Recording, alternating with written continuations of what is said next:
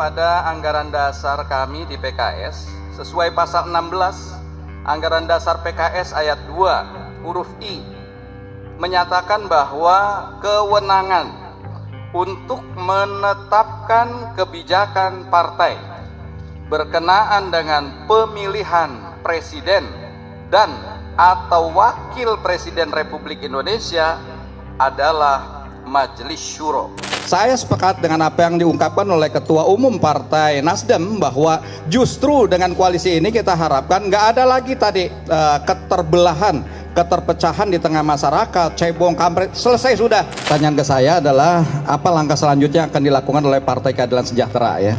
Jadi saya tegaskan bahwa tadi silaturahim ini luar biasa, penuh kehangatan, dan saya tadi sampaikan ini banyak hal-hal yang positif. Saya kira suasana yang tadi terjadi di dalam ruangan ini, insya Allah ini akan saya sampaikan kepada Musyawarah Majelis Syuro dalam waktu dekat ini, itu bahwa kita sudah semakin erat, semakin memiliki chemistry, dan inilah suasana yang insya Allah akan kita coba laporkan kepada Musyawarah Majelis Syuro. Hingga saat ini, Partai Keadilan Sejahtera belum resmi memutuskan Muhaimin Iskandar sebagai bakal calon wakil presiden untuk mendampingi bakal calon presiden Anies Baswedan di Pilpres 2024.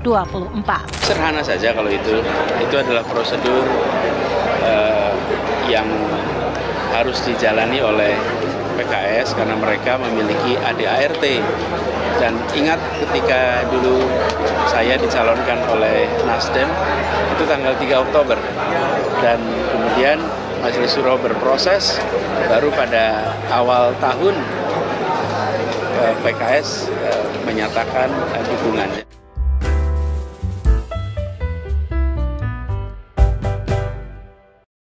Jumpa lagi bersama saya Andrew Merkuli di Politik Talk. Pekan ini kita dikejutkan dengan hengkangnya Partai Demokrat dari Koalisi Perubahan untuk Persatuan. Ini merupakan respons dari masuknya Partai Kebangkitan Bangsa ke Koalisi Perubahan dan Persatuan, dan yang menggegerkan kita semua langsung didapuk menjadi pendamping dari Baca Pres 2024. Jadi sekarang duetnya bukan lagi yang kemarin digadang-gadang Anies AHY, bukan.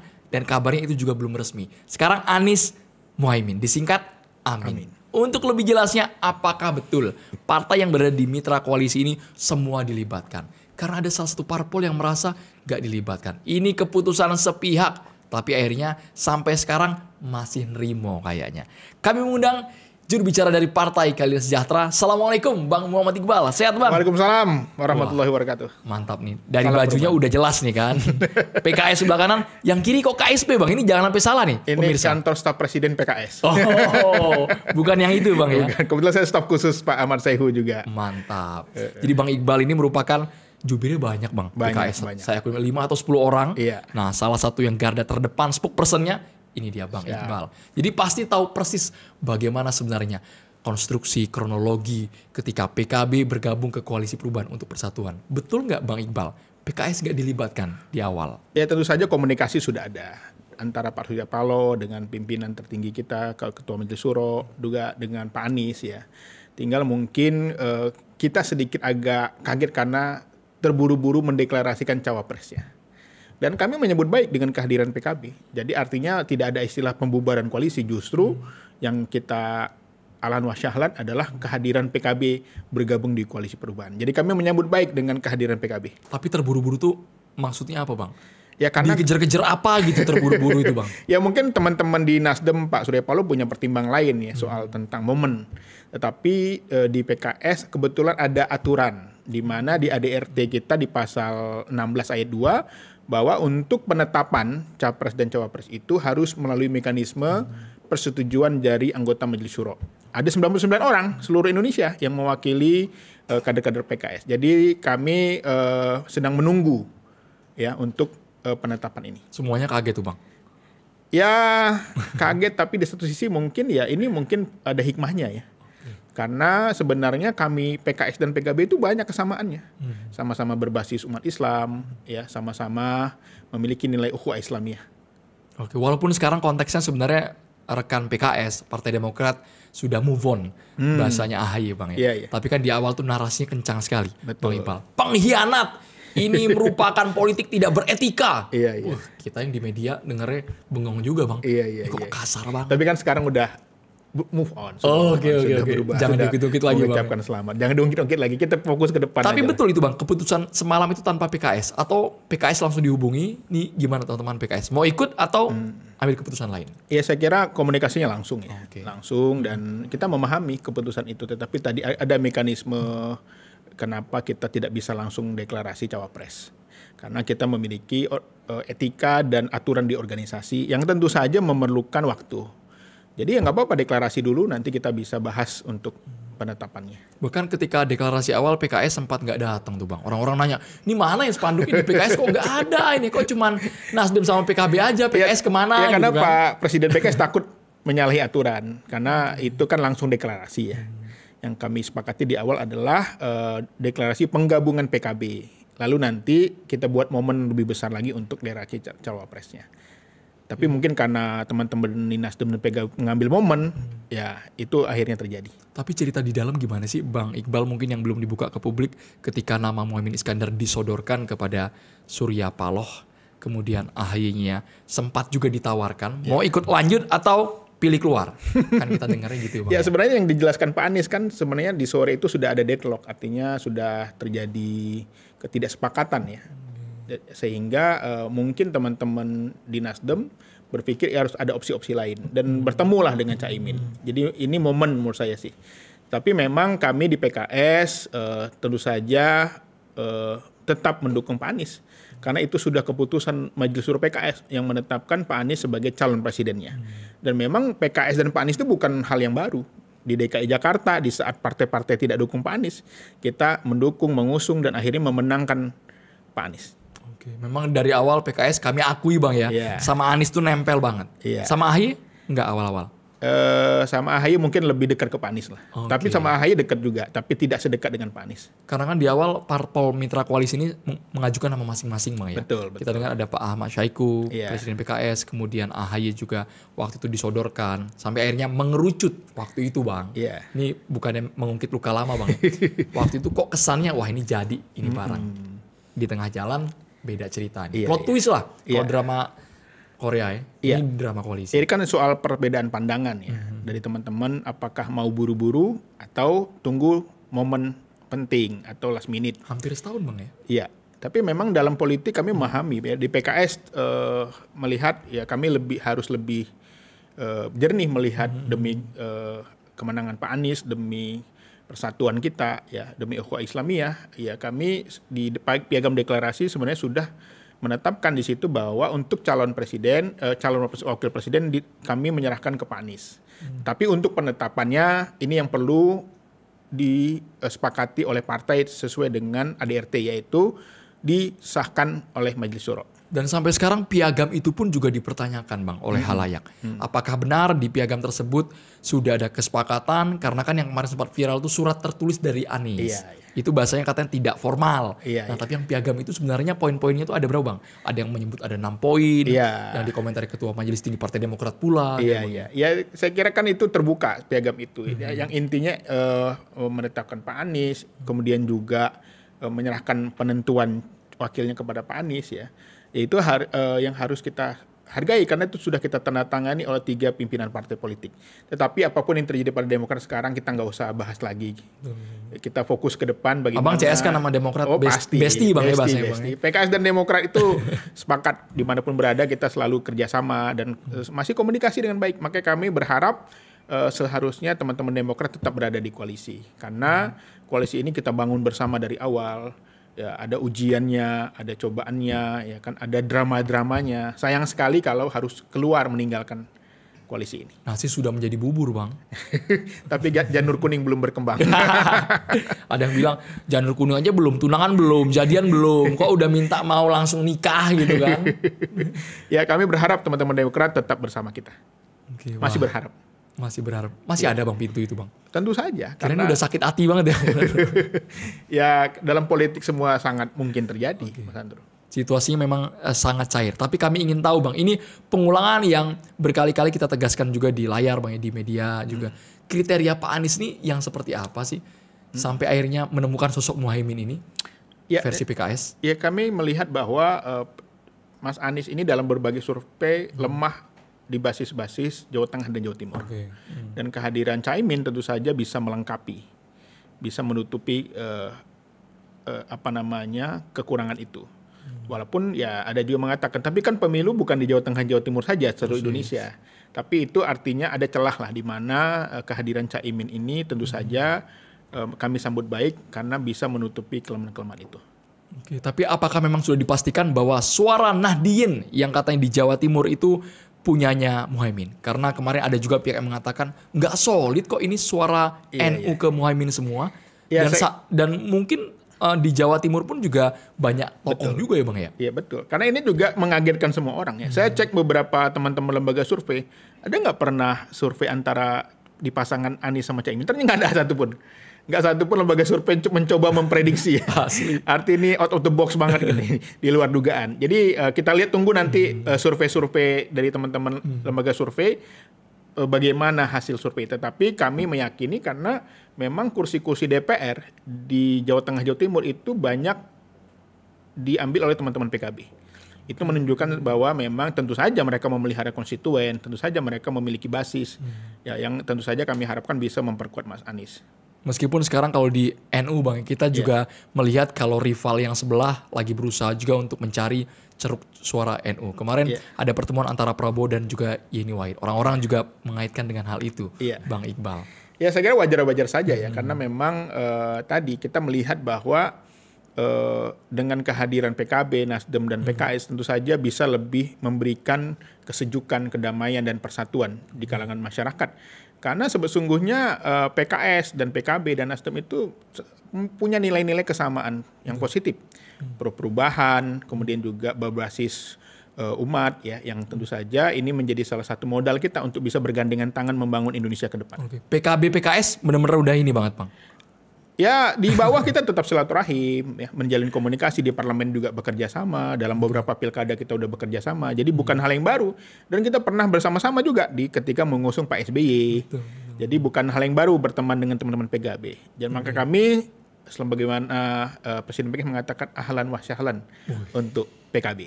Tapi yang sekarang jadi pertanyaan kita semua Bang ya, kenapa di PKS sepertinya alot untuk menerima sosok Muhaimin Iskandar ini? Karena dengan adanya mekanisme harus ke majelis syuro terlebih dahulu. Kenapa nggak langsung, kan semua kan diserahkan ke Anies Bang. Kalau kata Anies, serk, ayo semuanya harus ikut kan Bang ya? Iya, karena Caimin belum bertemu. Kalau udah bertemu saya kira lebih mudah lah ceritanya.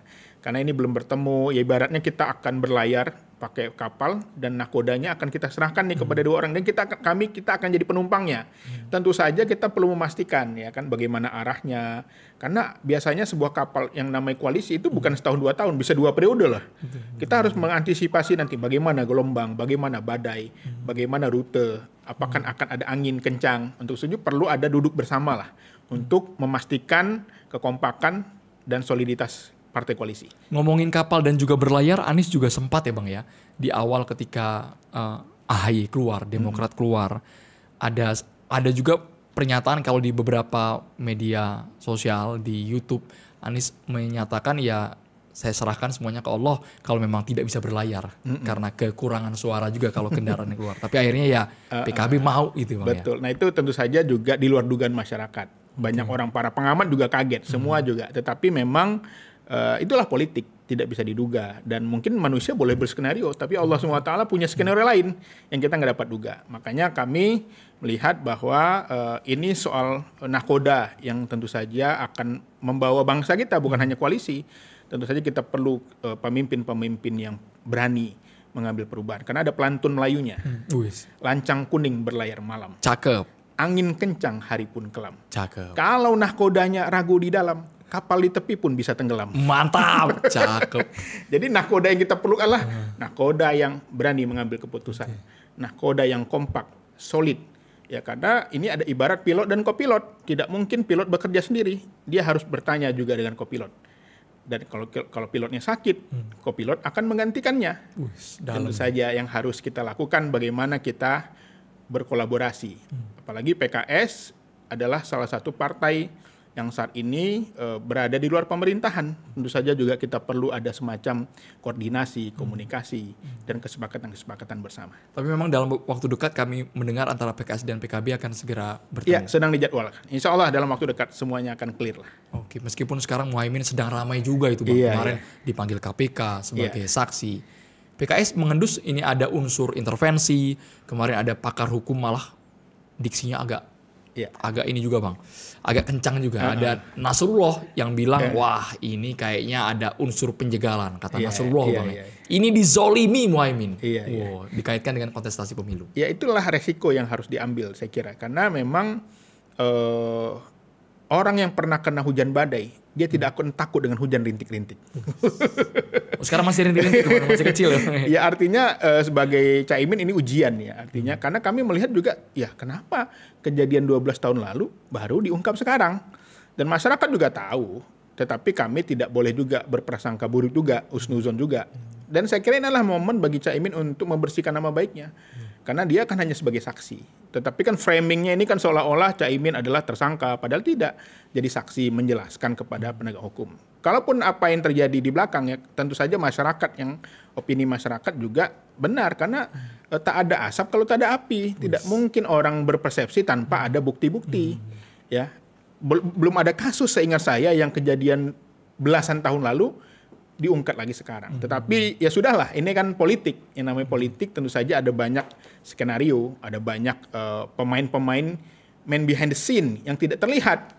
Dan kami meyakini bahwa semua ini adalah bagian dari proses. Kalau Caimin bisa melewati ini semua, tentu saja koalisi ini akan lebih baik. Tapi restu dari PKS ke pasangan, ini singkatannya Amin Bang ya. Iya. Anies Muhaimin ini akankah sepenuhnya all out buat mereka terus berlayar Tentu sampai pendaftaran deh, sampai batas berapa? 25 November 2023. Tentu saja kalau sudah disahkan, sudah dideklarasikan kembali oleh PKS, sudah Majelis Syuro sudah bersidang, tentu saja kita akan all out. Tapi karena ini belum, kita masih menunggu keputusan dari Majelis Syuro. Bocorannya apa Bang? Pertimbangan di dalam itu ada apa sih Bang sebenarnya Bang? Pertimbangan elektoral, bahasanya elektoral ya Bang. Iya. Atau figurnya yang masih dipertanyakan? Ya, saya nggak tahu karena saya bukan anggota Majelis Syuro ya. Tetapi saya tentu saja banyak hal ya pertimbangan-pertimbangan. Karena Majelis Syuro PKS ini 99 orang terdiri dari berbagai daerah. Tentu saja mereka membawa aspirasi. Mereka mendengarkan bagaimana situasi di lapangan. Tentu saja ini akan menjadi sebuah keputusan yang penting. Tapi lagi-lagi secara prinsipnya kami tetap bersama Mas Anies. Jadi siapapun yang Anies pilih ikut? Sementara keputusannya begitu. Tapi kalau nanti ternyata ada keputusan lain, tentu saja Majelis Syuro akan bersidang. Tetapi saat ini keputusan Majelis Syuro ke-8 PKS menetapkan sebagai Anies sebagai calon presiden. Kami ingin tahu sebenarnya basis kekuatan PKS di mana aja Bang? Apakah bisa menutupi kekurangan seperti yang Abang tadi sebutkan di Jawa Timur, Jawa Tengah yang rata-rata didominasi merah semua Bang ya di sana ya? Ya tentu saja kalau kita lihat survei, banyak sekali lembaga survei yang sudah mempublish ya. Terbaru ada Volvox misalnya, ya memang PKS kuat di Banjabar, Banten, Jawa Barat, dan Jakarta. Yang ini tentu saja tadi menjadi salah satu lumbung suara PKS saat ini. Termasuk Sumatera sekarang sudah mulai menguat ya. Tetapi kita memang akui bahwa kita lemah di beberapa titik, termasuk di Jawa Tengah, Jawa Timur ya. Kita punya kelemahan di sana. Tetapi tentu saja ini menjadi kita kerja keras terus. Sekarang kami turunkan caleg-caleg terbaik yang tentu saja berharap semua kursi kita di DPR itu kita akan bisa isi. Sedap banget. Ini kita ajak main games dulu ya Bang Iqbal ya Bang ya. Ini ada beberapa nama, kita minta jawaban spontan dari Bang Iqbal ketika saya menyebutkan nama-nama berikut ini Bang Iqbal ya. Mau negatif mau positif bebas Bang. Ganjar Pranowo. Jawa Tengah. Oh mikirnya agak lama ini kan. Salah milih kata nanti berisiko lagi Bang. Prabowo Subianto. Jenderal senior. Puan Maharani. Tokoh perempuan. Agus Harimurti Yudhoyono. Pemimpin masa depan. Susilo Bambang Yudhoyono. Pemimpin bangsa. Anies Baswedan. Pemimpin saat ini. Ngeri banget. Joko Widodo.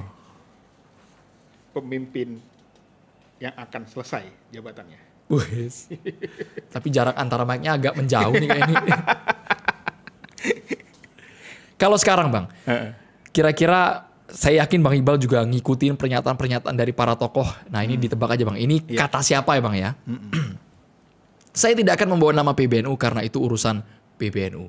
Yang paling penting bahwa kiai-kiai yang kumpul itulah yang telah menyetujui. Kata siapa Bang? Tebak aja Bang. Wih gila, udah akrab banget. Berarti kayaknya udah deal nih. Apa yang dimaksud dengan kebijakan luar negeri berbasis nilai? Misalnya, ketika suatu negara menyerbu negara lain dan penyerangannya adalah teman Anda. Haruskah Anda diam? Tidak. Anda harus memberitahu mereka bahwa itu salah. Kata siapa Bang? Wah, saya baru dengar itu. Ada yang bisa bantu guys? Kata siapa guys? Yang pasti bukan kata saya. Belum familiar itu kayaknya. Masa sih Bang? Katanya udah chemistry-nya udah dapat banget sama sosok ini Bang. Kata Anies Baswedan. Oh, Anies Baswedan saya belum dengar. Ini di acara apa ini ngomong ini? Ini terlewat itu kayaknya. Nggak viral kayaknya ini, nggak viral. Kurang viral Bang. Yang viral apa Bang? Yang viral tuh Bang. Yang viral. Yang viral. Ini jalan Tuhan. Wah, itu siapa tuh Bang yang bilang itu Bang? Ini jalan Tuhan.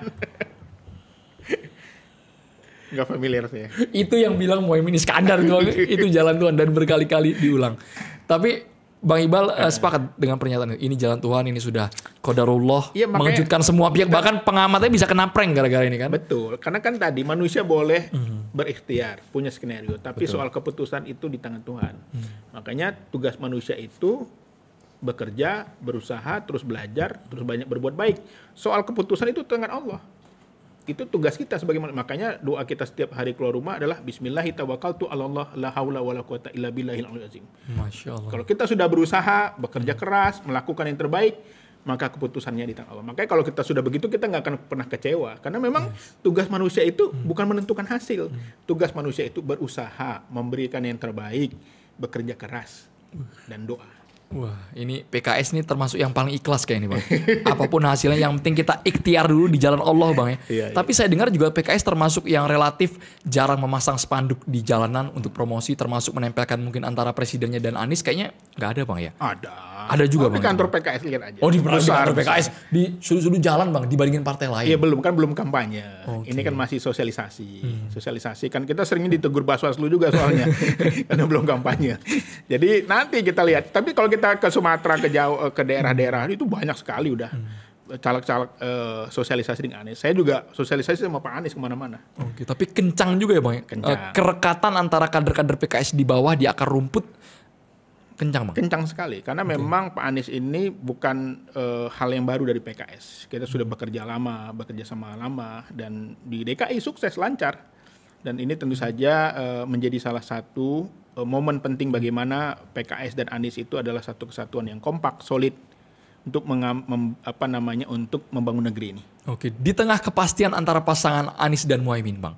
Kemarin juga sempat tersiar kabar ramai juga yang menyatakan ada salah satu menteri yang diutus, ini desas-desus ya Bang ya, untuk membentuk poros keempat. Di sana ada PKS, ada pula P3.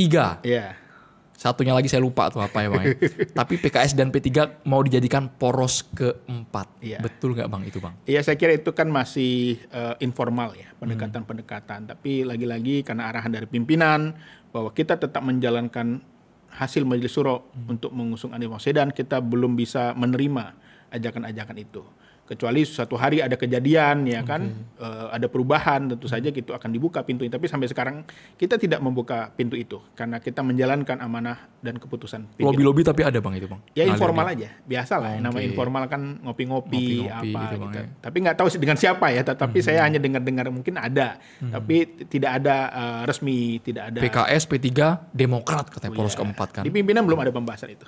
Oke, belum ada sama sekali Bang ya. Berarti masih loyal sampai sekarang bersama dengan Koalisi Perubahan untuk persatuan. Betul. Menurut Bang Iqbal sendiri apa yang menjadi kelebihan Anies dibandingkan calon lain? Karena kita juga terus mengikuti rilis dari para lembaga survei Bang. Betul. Kita siarkan terus di TV One bahwa peringkat Anies ini cenderung stuck dan berada di paling buncit. Itu versi indikator, poltreking, LSI, DNJA. Lembaga survei yang bicara Bang ya. Betul. Ya Pak Anies ini kan seorang akademisi yang terdidik, punya jaringan internasional lama di luar negeri, punya pengalaman sebagai gubernur, menteri. Tentu saja dia tidak sebodoh yang dibayangkan. Ya, Karena Wah, bodoh. Bukan saya yang bilang tuh, abang yang bilang bodoh. Iya, tuh tidak. menerima bodoh. Bahkan banyak orang menghujat kan ini pinter ngomong doang gitu ya. Kosakata, bersilat lidah. Bersilat lidah. Padahal ya itu bagian dari kompetensi seorang pemimpin. Dia pernah jadi rektor, dia seorang peneliti juga. Ya artinya dia bukan orang yang anak kemarin sore. Dia adalah seorang yang berpengalaman dan dia seorang PhD dalam bidang ekonomi dan hubungan internasional. Jadi ekonomi internasional. Jadi tentu saja dia menjadi harapan bangsa ini ke depan. Karena kami melihat saat ini di pemerintahan Pak Jokowi masalah hubungan internasional juga menjadi salah satu catatan kami. Bagaimana kita tidak bisa lagi menjadi seorang pemimpin di ASEAN. Bagaimana kita bisa menjadi seorang leader pada negara-negara berkembang. Dan kami berharap dengan kehadiran Pak Anies ini bisa memperbaiki citra Indonesia di luar negeri. Saya yakin bukan hanya soal investor dari Cina, kalau Pak Anies bisa masuk dari Amerika, dari Timur Tengah, dari Eropa, itu bisa masuk karena kemampuan bahasanya, kemampuan lobinya, dan kita sudah lihat di berbagai publik. Jadi ini bukan soal orang yang hanya bisa berbicara, tapi dia adalah orang yang memang sudah memiliki jejaring itu sejak lama. Jadi ngawur kalau ada yang bilang tudingan ke Anies Baswedan, wah ini hanya bermain kosakata dan hanya wacana tanpa realisasi, tanpa implementasi, itu ngawur banget itu Bang. Ya, ngawur banget, karena tadi orang kan melihat dari implementasi dan kata-kata. Seorang pemimpin kalau dipinter implementasi hanya kata-kata, itu hanya pemimpin yang levelnya supervisor. Tapi dia juga harus bisa menjadi seorang yang memberi motivasi, menginspirasi, memberi semangat. Sekarang kehadiran Mas Anies itu tentu saja menjadi motivasi bagi mahasiswa. Bagaimana seorang akademisi pun bisa memimpin bangsa ini. Kan nggak adil dunia ini misalnya kalau ada seorang PhD itu hanya jadi staf ahli. Tapi yang jadi pimpinannya mungkin hanya SMA, S1 misalnya. Tetapi harusnya orang yang punya PhD itu adalah orang yang bisa mengimplementasikan apa yang dia pikirkan, apa yang dia renungkan, apa yang dia teliti. Seperti itu. Jadi, bahkan di lain sisi ada juga yang mengatakan ini bahasa Anies ketinggian, kurang merayat kayak yang sebelah. Ada Bang yang bilang gitu bisa Bang. jadi, tetapi itu masukan-masukan. Tapi makanya dengan kehadiran Caimin mungkin bisa saling melengkapi. Kita harapkan seperti itu. Ini restunya kayak udah ini nih kayak. Mungkin. Belum pasti, kita tunggu kepastiannya. Tapi Bang, seperti ini juga Bang, kan ini juga kalkulasinya harus matang dan juga tepat ya Bang. Karena pertarungan Pilpres ini meskipun kalau versi teman-teman pengamat politik, ya Anies mau nggak mau juga harus melihat lawan yang sebelah. Walaupun lawannya belum ada wakilnya sama sekali Bang. Betul. Kalau dari Anies mungkin tidak ada perubahan drastis ketika di injury time nanti Bang. Ya kita nggak tahu, tetapi saat ini belum ada skenario lain karena kami berharap Mas Anies bisa berlayar dan PKS tetap setia mendukung Mas Anies sampai dilantik menjadi presiden. Maksud kami gimana cara untuk menutupi kekurangan tadi? Apa yang akan dilakukan oleh PKS? Ya saat ini kita bekerja keras di bawah dengan caleg-caleg yang ada, dengan tim media yang ada, campaign digital kita juga. Dan saat ini masih berjalan, minggu lalu baru dari Sumut. Dan nanti tanggal 10 Mas Anies bersama PKS akan mengadakan apel siaga di Palembang, Sumatera Selatan, di kampungnya Mas Andrew. Wong Kito Galo. Harus ngirup cuko berarti. Iya, cuko ya kan. Dan berjalan terus, nggak ada masalah. Artinya kami bersama Mas Anies menjadi salah satu kesatuan yang kompak, solid, dan terus bekerja. Bang Iqbal yang berada di ring paling dekat dengan Anies Baswedan, secara kepribadian, gimana sih Bang sosoknya Bang? Ya Mas Anies ini adalah dulu pimpinan saya, karena dulu waktu saya pulang dari Singapura tahun 2011, dulu saya asisten peneliti di NUS, saya menjadi dosen di Paramadina, dan Mas Anies ada rektornya, dan saya melihat dia adalah pemimpin yang punya visi, ya, yang dia punya pengalaman lapangan, karena dia mengirimkan mahasiswa untuk program Indonesia Mengajar. Walaupun saya waktu itu nggak jadi di Paramadina, akhirnya saya balik lagi sekarang di Paramadina, saya jadi dekan di Mercubuana. Jadi saya melihat bahwa apa yang dia lakukan adalah sebuah rekam jejak yang nggak bisa kita hilangkan. Bagaimana menjadi seorang pendidik, pemimpin perguruan tinggi, bisa menjadi menteri, bisa menjadi gubernur. Itu nggak mudah. Nggak mudah untuk bisa mencapai itu. Jadi bagi hari ini orang-orang yang meremehkan Mas Anies mungkin perlu dibaca lagi itu tentang rekam jejaknya. Sampai sekarang Bang. Iya. Di platform media sosial, di IG, di TikTok. Belum ada orang yang zaman itu memikirkan bagaimana mengirim mahasiswa terbaik, PTN terbaik, dikirim ke daerah-daerah perbatasan, di daerah-daerah pedalaman. Yang itu harusnya menjadi salah satu menjadi inspirasi mahasiswa saat ini. Bahwa dia tidak memikirkan dirinya sendiri, tapi dia memikirkan rakyat dan masyarakat sebelum menjadi pejabat loh. Oke. Itu versi PKS untuk kelebihan Anies. Untuk kelebihan Ganjar dan Prabowo, Bang, supaya fair. Saya kira mereka juga punya pengalaman. Oke. Kita tidak bisa menghilangkan posisi mereka.